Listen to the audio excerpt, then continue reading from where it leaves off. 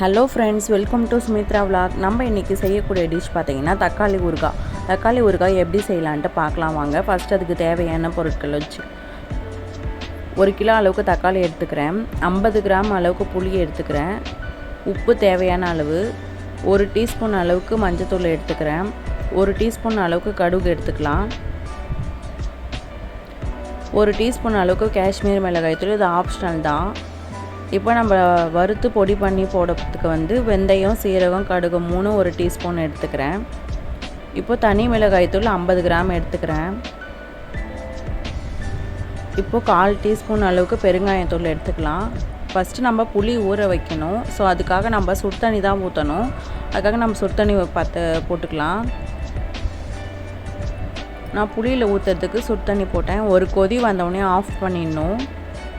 இப்போ அந்த தண்ணியை நான் புளியில் ஊற்றிட்டேன். எந்த அளவுக்கு புளி முழுகிற அளவுக்கு தண்ணி ஊற்றணும், ரொம்ப அதிகமாக ஊற்றக்கூடாது. ஸோ இந்த டைமில் நம்ம இதை வறுத்து பொடி பண்ணிக்கலாம். அதுக்கு ஒரு வானல் வச்சு நான் 3த்தையுமே ஒன்றாவே வறுத்துக்கலாம்.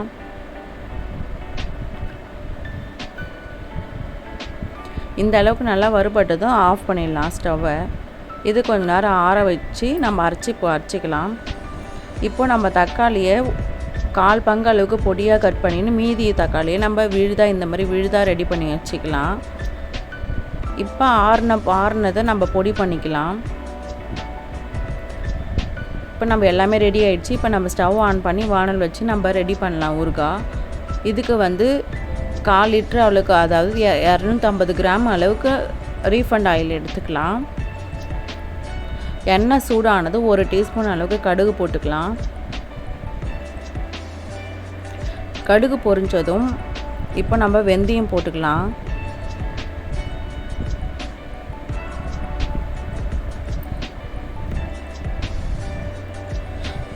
இப்போ நம்ம கட் பண்ணி வச்சுருந்தா தக்காளியை பொடியாக கட் பண்ணதை போட்டுக்கலாம்.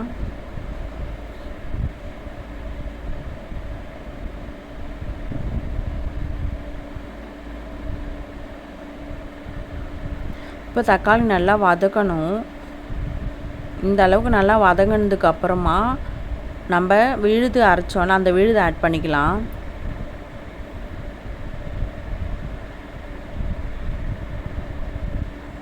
இப்போ நம்ம ஒன்றா மிக்ஸ் பண்ணிக்கலாம். நல்லா வதங்கணும். இந்த பச்சை வாசனை, தக்காளியில் இருக்க பச்சை வாசனை நல்லா போகிற அளவுக்கு நல்லா வதங்கணும். ஸோ ஒரு 10 மினிட்ஸ் இதை வதங்கட்டும்.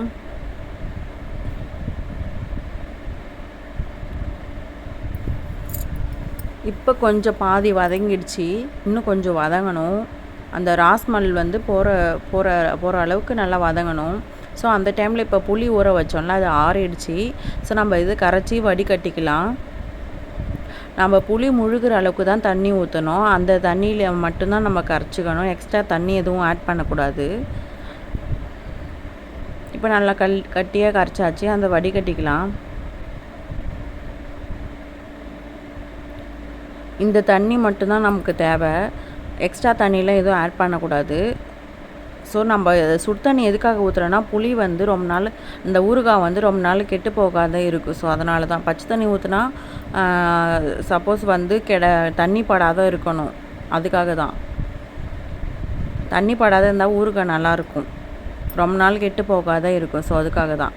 இப்போ இந்தளவுக்கு திக்னஸாக நல்லா வடிகட்டிக்கலாம். இப்போ வடிகட்டன்ட்ட நம்ம ஒரு ஓரமாக வச்சுக்குவோம். இப்போ தக்காளி நல்லா வதங்கிடுச்சா பார்ப்போம். இந்த அளவுக்கு நல்லா வதங்கிடுச்சு.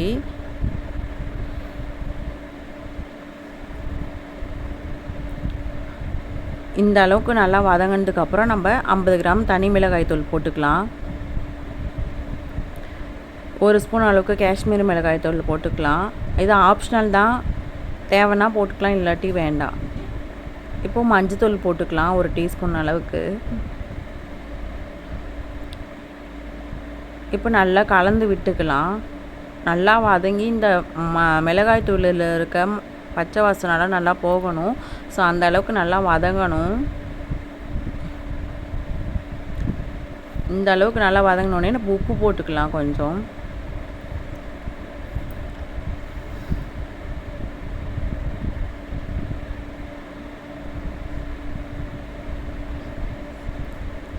அடி பிடிக்கும். ஸோ நம்ம கிண்டிகிட்டே இருக்கணும். அதேமாரி வந்து எங்கே பார்த்தாலும் தெறிக்கும். ஸோ நம்ம கிண்டிகிட்டே இருக்கணும். இப்போ நல்லா வதங்கிடுச்சு. இப்போ நம்ம வடிகட்டின புளி தண்ணியை ஊற்றிக்கலாம்.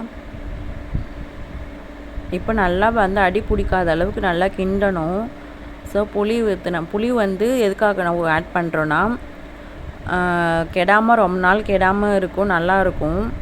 திக்னஸாகவும் இருக்கும் புளி ஊற்றக்குள்ளே நமக்கு. தக்காளிலையும் புளிப்பு தான். அதனால் நான் புளி ஆட் பண்ணக்குள்ளே பார்த்து ஆட் பண்ணிக்கணும். 50 கிராம் 1 கிலோ தக்காளிக்கு. சப்போஸ் ஒரு சில புளி வந்து கொஞ்சம் இதுவாக இருக்கும், அதனால் பார்த்து ஆட் பண்ணிக்கணும். இப்போ நம்ம வெல்லம் ஆட் பண்ணுறோம். ஒரு நெல்லிக்காய் சைஸ் வெல்லம் ஆட் பண்ணிக்கலாம்.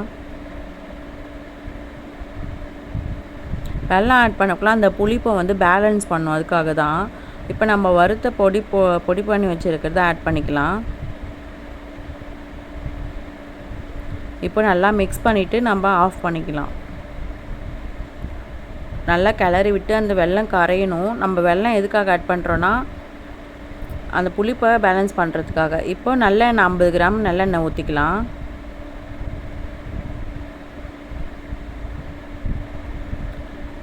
எந்த அளவுக்கு தெரிச்சு இருக்குது பாருங்கள். அந்த வானல் சுற்றி தெரிக்கும். அதனால் நம்ம பார்த்து தான் செய்யணும்.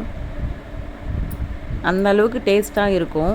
ரொம்ப நாள் கெடாத இருக்கும். இந்த ஸ்டேஜில் வந்து நம்ம வினிகர் தேவைப்பட்டால் ஊற்றிக்கலாம். வினிகர் ஊற்றிட்டு நம்ம ஸ்டவ் ஆஃப் பண்ணிடணும்.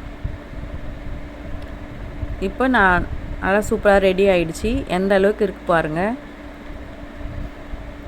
இது வந்து தொக்கு பதமாகவும் இருக்குது. நம்ம இட்லி, தோசை, சாதம் எல்லாத்துக்குமே சாப்பிட்லாம்.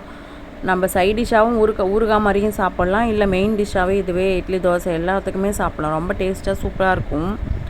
நீங்களும் இதேமாரி செஞ்சு பார்த்துட்டு எப்படி இருக்குன்னு சொல்லுங்கள். ஒரு சூப்பரான ஒரு ஹெல்த்தியான ஹோம்மேடில் நம்ம தக்காளி ஊறுகாய் எப்படி செய்வதுன்னு பார்த்தோம். இதேமாரி செஞ்சு பார்த்துட்டு எப்படி இருக்குன்னு சொல்லுங்கள். தேங்க்யூ.